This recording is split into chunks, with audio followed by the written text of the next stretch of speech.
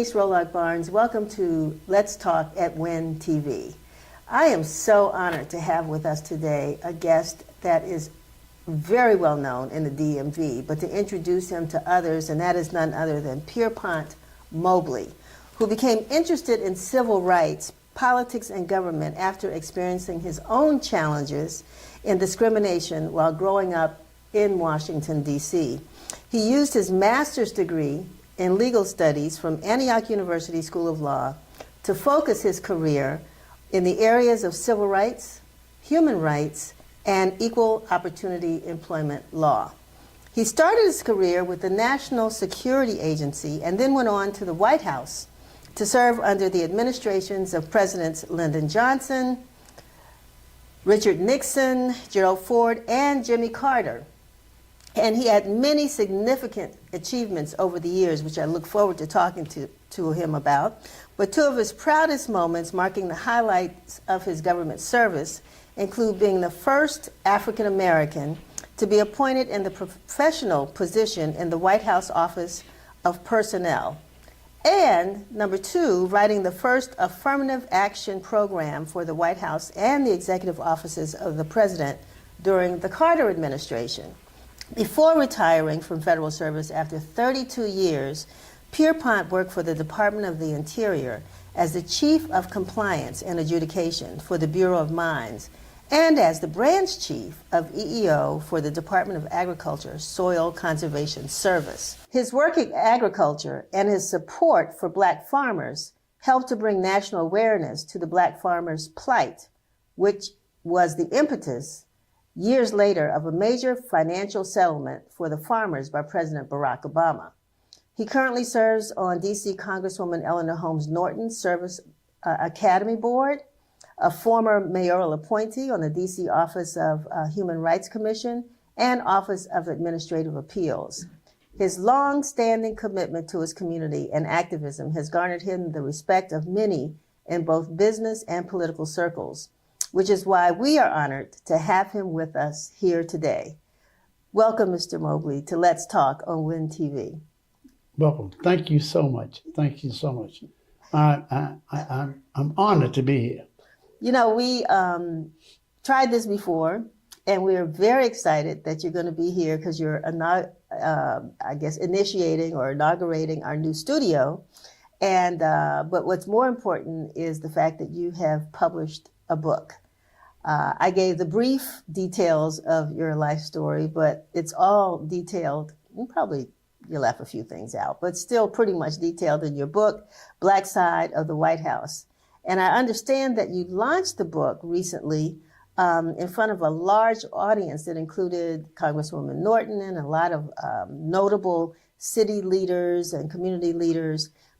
What made that event special for you? Well, I was so grateful just to see how many people came. My wife originally, we talked about it, and to launch the book. And let's say that. I'm going to just cut you off for a second because your wife is just as notable, if not more so, you know, in D.C. circles because of her political activities, and that's Jeanette Mobley. Absolutely. Right. And so we made a decision to launch the book. And so, again, I was so grateful to see so many people, a lot of people that I hadn't interacted with for the last 20, 25, 30 years. In fact, I've seen several people that I graduated from high school here. So I was just elated just to see so many people coming out to actually look and think about what I had gone through for the past 35, 40 years in the field of human rights and civil rights, through the federal government and also working in the district on several major issues right here in the D.C. government. Tell me, how long did it take you to complete this book? Well, I'll tell you what, seriously, I started tiddling with this book. As you recall, maybe about 20 years ago, I told you I was writing a book. And I've been tiddling and messing around with the book. So finally, about 5 years ago, I had to interact with several of my very dear friends. And in fact, I had a conversation with several folks that were still working at the White House 35 years later. Wow. When I was talking to them at a funeral, I realized that when I told them I was trying to finish this book, they said, "Oh, Pierpont, you're not going to finish the book. You've been talking about it for 25 years. So therefore, it gave me the impetus to go on and finish the book. So I'll say the last 5 years was a major motivating factor for me to finish this book. Well, it's very timely because we're now about to enter a new administration. Of course, you're not there, but a new administration where it's almost like going back to the beginning, where there maybe not as many folks who look like you and me who may be there. So I just want to know kind of what inspired you to write it, and was there anything about this moment in time that you felt you needed to get it out now? Well, I tell you, just amplifying what you just said, and after I was thinking about it, back when I was there, those 16 years, very rare that we have a lot of disputes. Seemed as though back in those days, people respected you, even regardless of your age or your race, your sex, etc. But today's environment has inspired me to go ahead and finish this book, simply because, be very honest with you, the 45th president gave me impetus to finish this book.